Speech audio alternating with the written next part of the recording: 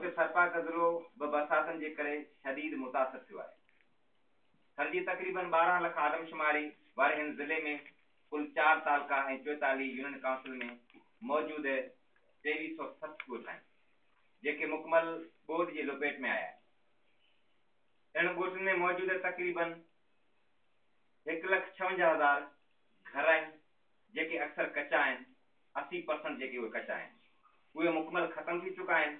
बाक़ी 20% पक्का घर आहिनि उन्हनि जो बि नुक़सानु थियो आहे, जंहिं करे थरी आवाम अॼु बि खुले आसमान में ऐं वणनि हेठां पंहिंजी ज़िंदगी बसर करे रहिया आहिनि। सिंध गुज़र जो वाहिद वसीलो चोपायो माल जेको तक़रीबन 4.5 मिलियन खर जो आहे। हिन वक़्तु असां हिकिड़ी यूसी जी सरसरी अंदाज़ो लॻायो ऐं उनजी सर्वे कई। उन पटांदर सी ॻोठ में 60, 70, 80, 60, 70, 80 माल मरियो आहे सी ॻोठ में। जिन कुझु ॻोठ अहिड़ा आहिनि जिन ॻोठनि में 200 जे लॻभॻि ऐं उन खां मथे बि माल मरी चुको आहे। उन पटांदर तक़रीबन थर जो माल जेका आहे उहो 2 लख जे लॻभॻि जेको हिन वक़्तु हिन बरसाति ऐं ॿोॾि जे करे मरी वियो आहे। साॻी रीति पोखियल ज़रे ज़मीनूं बि बरसाति जे तेज़ वहकनि नदियुनि जे करे तबाह थी चुकियूं आहिनि। 2360 ॻोठ आहिनि। हर हिकु ॻोठ में नए तरह असांजो माण्हू 100 खनि ॿनियूं पोखे थो। उनजी जेका आबादी आहे उनजो नुक़सानु थियो आहे, जंहिंजो तक़रीबन थर नदियुनि जे करे 40% ॿनियूं नुक़सान ठाहियूं आहिनि, तबाह थी विया आहिनि नदियुनि जे करे। उनखां सवाइ बरसाति खां पोइ मलेरिया ऐं चिमड़ी जी बीमारियूं, खंघि ऐं ॿियूं केतिरियूं बीमारियूं उनजो मोह करियो आहे, जंहिंजे लाइ को बि इलाज जो बंदोबस्तु न आहे। मुल माण्हू जेका माल आहिनि उन जा ढांचा पियल आहिनि। उन्ही खे खाइण लाइ अॻे हिते कुदरती तौर पखी जेका गोश्तखोर पखी हुआ, कांग, गिझ, गुअर या इन क़िस्म जा जेके पखी हुआ उहे पखी अणलभ आहिनि। दुनिया लेवल ते उनजी हाणे खोट आहे। तंहिंजे करे उहो गोश्तखोर जेके पखी मरण जे करे उहे ढांचा मैदान ते पिया आहिनि। उन्हनि जे हिते हुजण जे करे तव्हां हितां 15 लंघनि में तव्हां ॾिसंदा हज़ारनि जी तइदाद में ढांचा आहिनि जंहिंखां अजीब ऐं ख़तरनाक बीमारियूं जनम वठंदियूं ऐं जनम वठी रहियूं आहिनि। बदीन विपुखासी ॿिनि ज़िलनि मां जेका काठो आहे, जेका असां जेका कयूं आहिनि कैंपूं ऐं मुख़्तलिफ़ ॻोठनि में अलाए केतिरनि तइदाद में जंहिं ते इंतज़ामिया ऐं गवर्नमेंट जी रसाई कोन पई थिए। उनमें 2 लख खां वधीक ॿोॾि मुतासिर जेके लॾ पलाण करे थर जे हर ॻोठ में वेठा आहिनि के स्कूलनि में उनखे पंहिंजा माण्हू उते बंदोबस्तु करे रहिया आहिनि। जंहिंखां वॾे तइदाद में उन सां गॾु चोपायो माल आयो आहे जंहिंजो काठो अञा ताईं गवर्नमेंट कोन करे सघी आहे, पर उहो लखनि में आहे। उनजे करे कुझु अर्सो जीअं रहंदो तीअं थर पार कर जो जेका बैराजी इलाइक़ो ई आहे कोन, तंहिंजे करे वधीक जेकॾहिं उनजो बंदोबस्तु आहे कोन, तंहिंजे करे जेका उनजो बचाव जो गाह आहे उहो 2 महीननि अंदरि उहो गाह ख़तमु थी वेंदो। तरायूं जेके आहिनि उन तरायुनि अंदरि एतिरो माल हुजण जे करे उहो पाणी जेका पीअण जे लाइक़ु कोन थींदो ऐं उन मां वधीक बीमारियूं थींदियूं। हिन मुश्किल सूरत में इन ॿोॾि मुतासिरनि जी न का सर्वे थिए थी, न को सरकार उन ते का इंट्रस्टेड आहे। सरकारी ऐं गैर सरकारी इदारनि का उनजी सार कोन लधी आहे। सिर्फ़ थर में कमु कंदड़ वॾियूं NGOs आहिनि, उनमें ख़ासि तौर ते सरदीप आहे। उनजी शुरूआती कुझु कोशिशूं वरितियूं, पर मूंखे ज़ाती इंफॉर्मेशन सोर्स जेका रिलायबल सोर्सिस आहिनि उन्हनि मां इहा आहे त उन इंतज़ामिया गवर्नमेंट DCO मलाणी इन्हनि जी जेका रवैयो हो उन रवैये जे करे थरदीप जेका पंहिंजो एमरजेंसी जेका यूनिट आहे उहो बि हिते कमु जो कोन थो करे। उन्हनि पंहिंजो यूनिट एक्सचेंज करे अमरकोट लॻाए छॾी। 5-6 गाॾियूं उन्हनि जूं आहिनि जेके सिंध सरकार उनखे चयो आहे त असांजी सपोर्ट करियो, तंहिंजे करे उन 5-6 गाॾियूं उन्हनि खे ॾिनियूं आहिनि थरदीप जूं। उन 5-6 गाॾियुनि में सॼो ॾींहुं तव्हां ॾिसंदा त जियाला चढ़ियो था घुमनि, माण्हू दरबदर आहिनि, परेशान आहिनि। हू उनजो इदारो इन पासे कमु करण जे लाइ तयारु कोन्हे। थर जो DCO जेको मखदूम ख़ानदान सां वास्तो रखे थो, तंहिंजे करे हिते जा जेके बि MPs MNAs ऐं रिप्रेज़ेंटेटिव जेके आहिनि हू उन्हनि जे ख़िलाफ़ ॻाल्हाइण जे लाइ तयारु कोन्हे। जेका शइ अचे थी उहा हर्ट थी वञे थी। इन सूरत में का बि बहितर कारकर्दगी न ॾेखारी आहे। सिर्फ़ चंद माण्हू आहिनि उन्हनि खे इन्हनि खीमा ॾिना आहिनि, बाक़ी टोटल खीमा एतिरा लखनि जे तइदाद में माण्हू आया आहिनि जेका असांजी इंफॉर्मेशन आहे उन पटां 3100 खीमा मिलिया आहिनि। उन खीमनि मां छा थी सघे? रोज़ानू गवर्नमेंट जूं 200 बस जूं जेको मुतासिर में विरायूं वञनि, जंहिंजो ख़र्च फी देखे गवर्नमेंट 3500 रुपया ॾिए थी ठेकेदार खे। देग जो ख़र्च असीं पाण कैंप्स हिते हलाइनि पिया। उन कैंप्स में गवर्नमेंट जो ख़र्च जेका आहे इहे 3500 भरनि था। अंदाज़न जेका असां कैंप हलाइनि पिया उन पाण हिकु फी देग जेकर 10 किलो चांवरनि जी तव्हां रखंदा त 1200 में उहा फी देग थी लहे। इन पट अंदरि मुसलसल चांवर खाइण जे करे माण्हू कब्ज़ी ऐं ॿियनि पेट जी बीमारियुनि जेकर अलाए हिकिड़ा माण्हू हाणे मानी कोन था खाइनि, पंहिंजो चांवर नथा खाइनि, तंहिंजे करे हाणे उनखे का शइ कोन थी मिले। हिन वक़्तु सिर्फ़ु अवामी तहरीक पारां ॻोठ मुतासिरनि जी हिकु टाइम चांवर हिकु टाइम मानी जेका उहा असीं फ्राहम कयूं वञनि थियूं। जेके असांजूं कैंप्स आहिनि उहे कैंप्स को शो न आहे। एलिमेंट्री कॉलेज गर्ल्स ही वजीर पाड़ो हितां कुझु कैंप्स आहिनि जंहिं कैंप्स में असीं हिकिड़ो टाइम चांवर खारायूं था, हिकिड़े टाइम असीं मानी खारायूं था। बाक़ी टोटल गवर्नमेंट जूं जेके आहिनि उनमें चांवर खाइनि था, माण्हू हाणे चांवर खाइनि कोन था ऐं बीमारियुनि जे भर चढ़ी विया। अवामी तहरीक समूरनि गैर सरकारी इदारनि आलमी इदारनि खे अपील थी करे त हिन मुश्किल सूरताल में थर जी ग़रीब आवाम जी फौरी मदद कई वञे।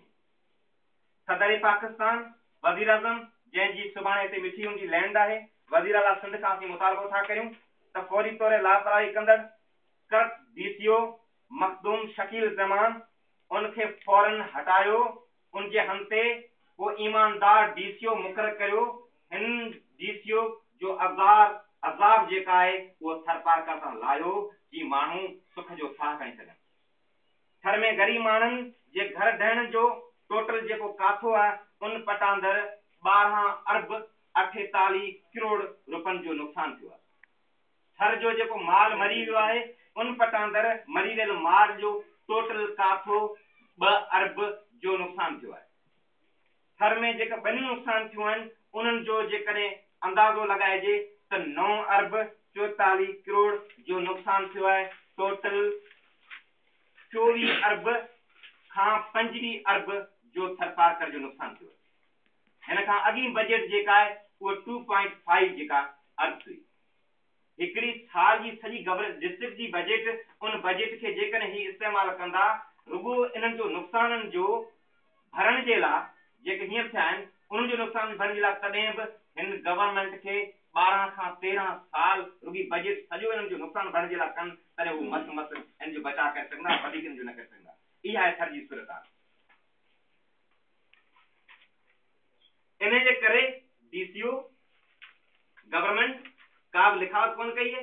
मुकमल ज़िलो आफ़तज़दा उनखे किरार कोन ॾिनो आहे। हिन वक़्तु मुकमल ज़िलो आफ़तज़दा किरार ॾिनो वञे, इहा असीं घुर आहे। ऐं लॻंदड़ जेके भोबियूं आहिनि उन भोबियुनि जी अदालती तहक़ीक़ थी।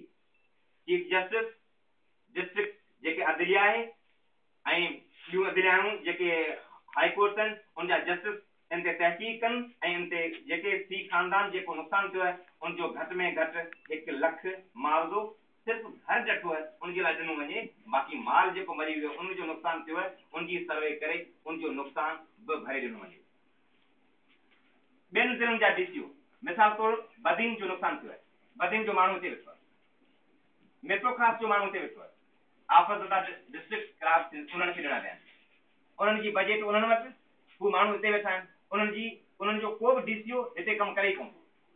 जेके कुझु पैसा इन्हनि खे 2 करोड़ जेका 30 लख इन्हनि खे मिलिया आहिनि उहे बि पैसा हिकिड़ा DCO वटि वञनि था, ॿिया पैसा उन्हनि ते ख़र्च थियनि था, थर जे माण्हुनि ते ख़र्च थिए जेके गवर्नमेंट खे जेका असांजी इंफॉर्मेशन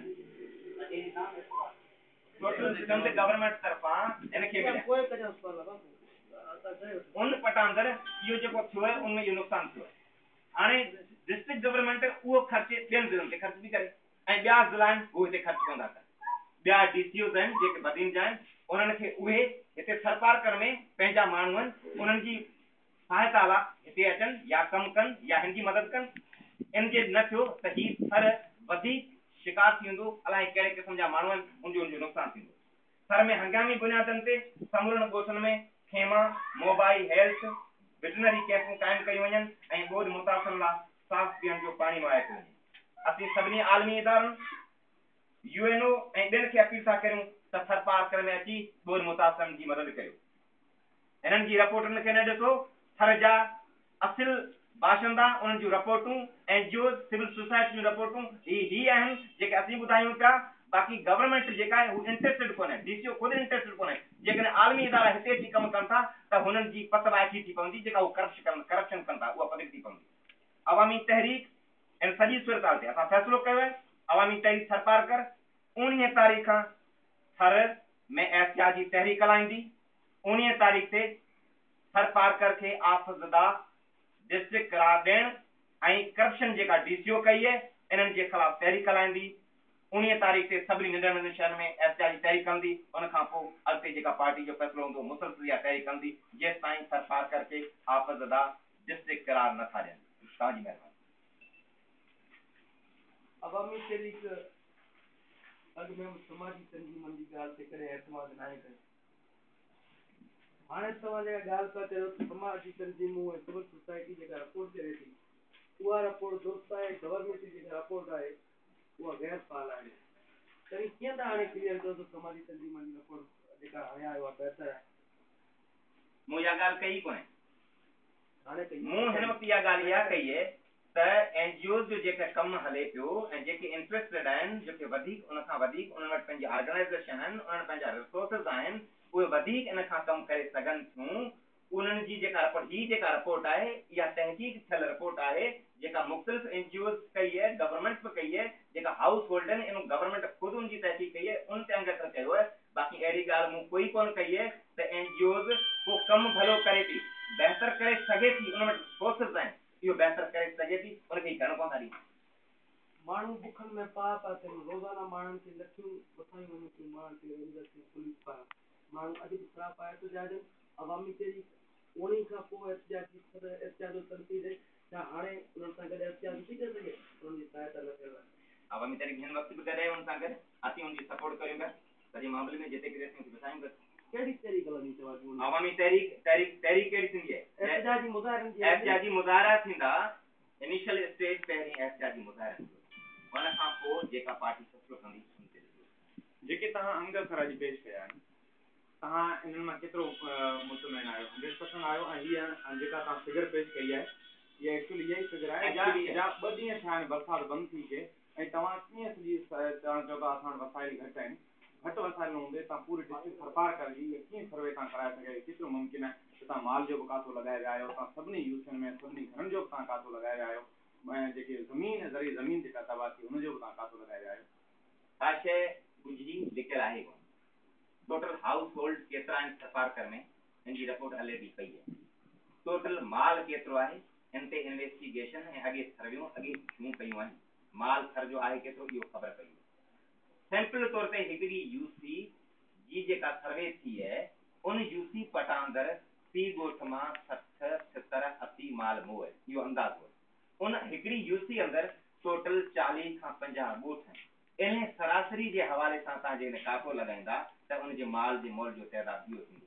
इहा आहे सरासरी। इन खां सवाइ सभिनी जी जेका कंदा त मूं इहा ॻाल्हि कई आहे त किन ॻोठनि में 200 ऐं 250 खां वधीक माल हुओ, पर सरासरी ॻाल्हि आहे। माना तव्हां हीअ जेका कई आहे हिन मां तव्हां इहो अंदाज़ो लॻायो आहे त हेतिरा माण्हू हूंदा, हेतिरा माल हूंदो, हिन अंदाज़ो आहे तव्हां सही थो करे। यूसी हिकिड़ी जी सर्वे कई आहे, उन यूसी तहत असीं चवंदा 44 जनरल काउंसिल में हेतिरो नुक़सान थियो छो हूंदो न, अखंडितता न आहे न। हिकिड़ी यूसी में हेतिरो नुक़सान थी वियो आहे, हिकिड़ी यूसी में घटि नुक़सान थिए थो,